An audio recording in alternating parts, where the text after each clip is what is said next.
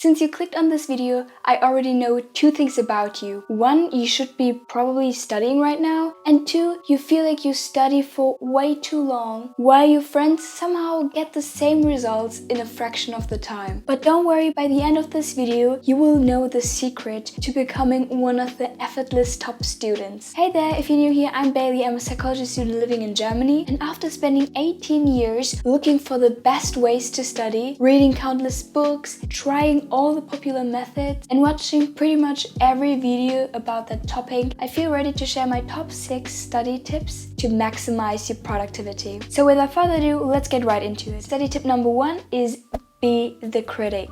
Let's be honest, how present are you during your classes? Probably not much, unless you become the critic. Imagine you're in class, but instead of listening passively, your job is to evaluate the teacher's explanation. Does it make sense? Is the logic clear? Could it be explained better? This mindset forces you to engage more deeply. Think about how much more closely we listen when we're in an argument. We want to know if the other person's arguments add up. Same principle here. I'm not saying you should hate your teachers, not at all, but if you start questioning what's being said, you will end up understanding more during class, which saves you hours of reviewing later. Study tip number 2 is study with purpose.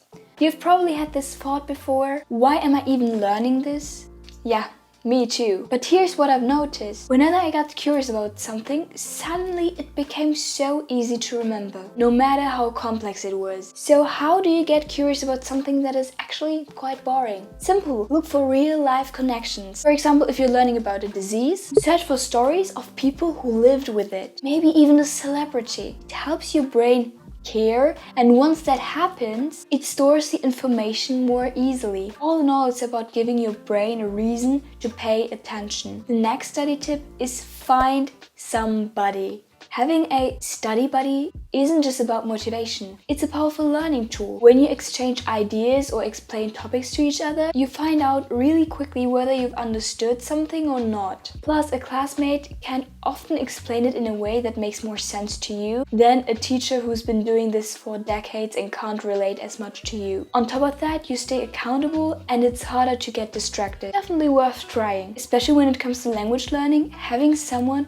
who speaks it like a native is invaluable. I mean, the whole point of learning a new language is to be able to speak to other people, right? That's why this video is brought to you by Lingoda, a language learning platform that helps you connect with native speakers, whether in small groups or one-on-one sessions. And the best part, these sessions not only help you learn and speak the language fluently, but also to understand cultural aspects of the language. Porque hay mucho tiempo libre. Hay mucho tiempo libre, o tengo mucho tiempo libre.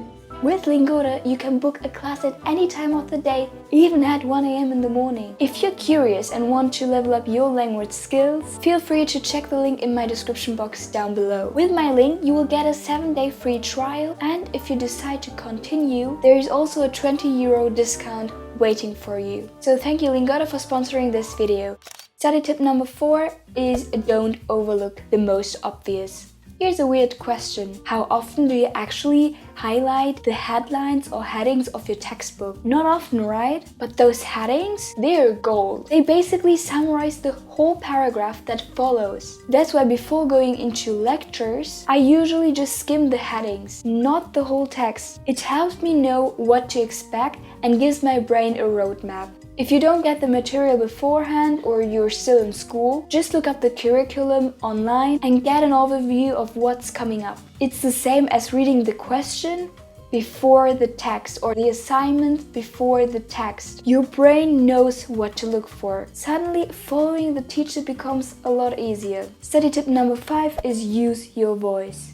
What do I mean by that? Let me explain. When we say something out loud, we are more likely to remember it compared to just writing it down. So instead of only reading your notes quietly, test yourself by speaking. Try explain the topic as if you would explain it to someone else, while you record yourself explaining. That way I can play it back and check if what I said makes sense or if I missed something important. It also helps me figure out how long it takes to explain something, which is a great test of how deeply I've understood it. Study tip number 6 is last doesn't mean least. I'm talking about notes. It's so tempting to write down everything during class, but here's the problem. It splits your attention. And worse, it gives you the illusion of learning. Writing notes feels productive, but your brain thinks, cool, it's on paper now, no need to remember it. Instead, try this. Listen first, understand fully, then when you're done, summarize in your own words and make notes of it. That way, your notes become an extension of your memory, not a replacement for it. Because during your exams, you don't get to use your notes. It's just you and your memory. If you enjoyed watching this video, you might also enjoy watching this one because it's actually part 1. Also, please don't forget to like and subscribe this video if you liked it, and I will hopefully see you there. Bye!